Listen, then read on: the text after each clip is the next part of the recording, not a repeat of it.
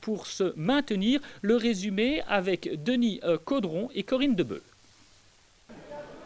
Centre de Micheli pour une bonne tête là, c'était la tête de Salimé, mais aucun danger pour Montuel. C'est la deuxième pseudo-occasion pour l'Union Saint-Gilloise dans cette partie et on joue depuis 12 minutes.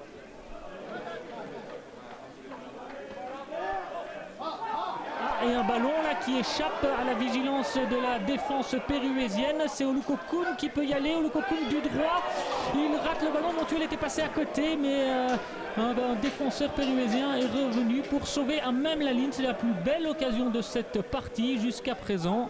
Et voilà le Blois qui joue son positionnement et qui devance Niakwe. Olukokoun qui s'en sort bien, qui récupère de nouveau une balle. Olukokoun en contre-attaque, qui joue un peu des bras. Deuxième frappe croisée en l'espace de 2 minutes. Cette fois-ci, c'était à côté. Et donc nous avons Van de Waal, plutôt Kevin Van de Waal, un petit solo, il rentre pour Aliot, il sert parfaitement. Et ça donne des points à Van de Waal qui reprend juste à côté. Et bien ça, c'était la plus belle occasion de cette partie après 22 minutes de Olukokoun. Il n'y a pas d'hors-jeu, justement, on parlait de Olukokoun qui anticipe la sortie de Montuel, il dribble le gardien, il n'y a plus personne dans le but. Il y va tout seul, il rate. Wilker également, oui, Olukokoun qui a sans doute joué cette action trop perso. Aliot ici, un joli mouvement nouveau avec Van de Waal. Aliot dans ses dribbles, Aliot qui va trouver une talonnade là pour la cam, on demande un hors-jeu, c'est but. Et ben voilà, le but est tombé, mais il est refusé car la cam, suite à cette belle talonnade, est signalée hors-jeu par le juge de touche. Danieli au coup de coin, Danieli pour qui? La tête de Chris Bruno, premier poteau, et c'est le but. Je pense que c'est un but dévié dans son propre camp par un défenseur péruvésien suite à la tête de Chris Bruno. On voit là comment l'ancien défenseur du Bruxelles se jaillit. Il dévie cette balle qui est placé au fond de ses propres filets par un ailier et c'est 1-0 pour l'Union Saint-Gilloise. Premier but depuis le 10 mars, but de Christ Bruno. Van de Waal Salimé qui est revenu, qui joue avec Aliot. Aliot en profondeur pour la cam. Ce sera peut-être la dernière occasion de cette première période. On joue depuis 45 minutes. La cam qui passe. La cam, attention. La cam qui passe toujours. Le poteau et c'est le but. Ouais, but d'Aliot. Eh bien, voilà, c'est ce qu'on disait.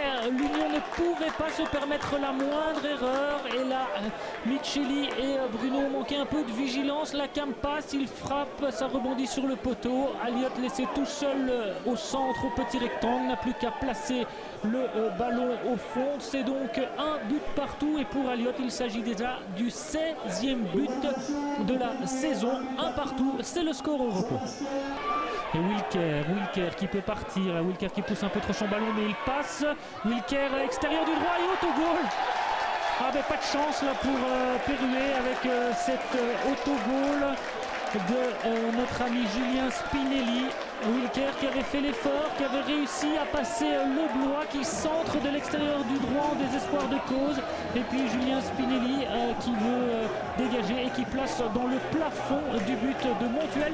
C'est 2-1 pour l'Union Saint-Gilloise, 2-1 avec 2 autogols.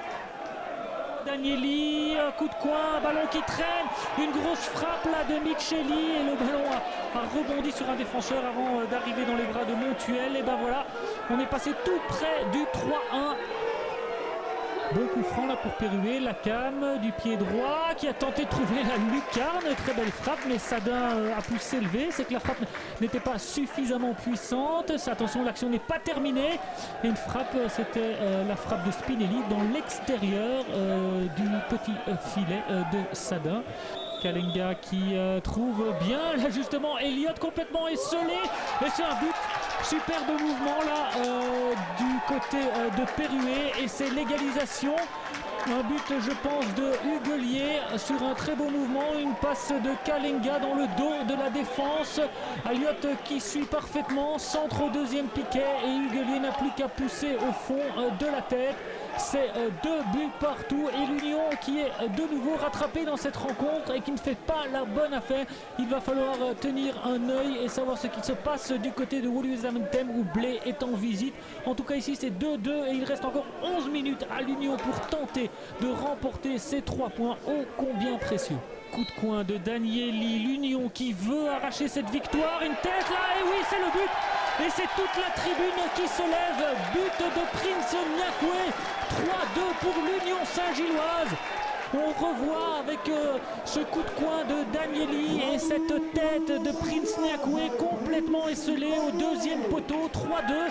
Il reste 8 minutes dans cette rencontre. Mais voilà l'Union qui tient à nouveau ses 3 points pourvu qu'il résiste. Cette fois-ci, le suspense est entier.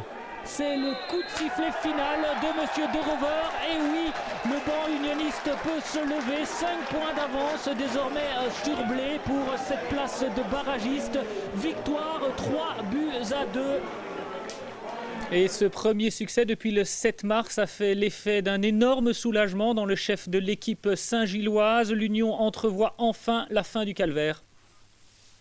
Aujourd'hui, je pense qu'on peut gagner peut-être 7 ou 8-2.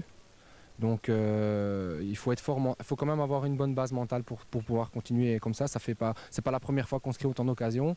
La semaine passée, on a perdu et on a eu autant d'occasions. Même en faisant un moins bon match, mais les semaines se suivent et se ressemblent, à part qu'aujourd'hui, ouais, ça a tourné un peu mieux. Et je pense que quand ça va vraiment être bien, on va être capable de mettre des buts et d'être plus stable derrière.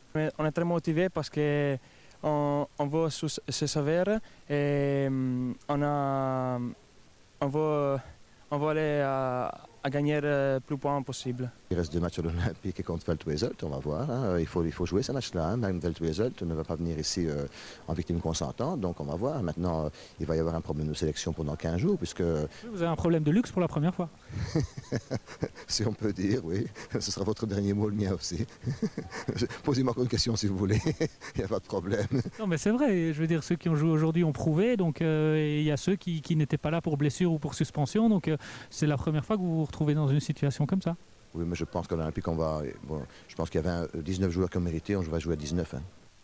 Bon, Zoltan Kovac a le sourire, on est rassuré. Hasard ou coïncidence, la victoire du White Star samedi soir à Virton coïncide avec le retour de son buteur maison Amoa. En Gaume, l'équipe de Philippe Drouven s'est imposée 1-0 en prouvant qu'elle pouvait encore jouer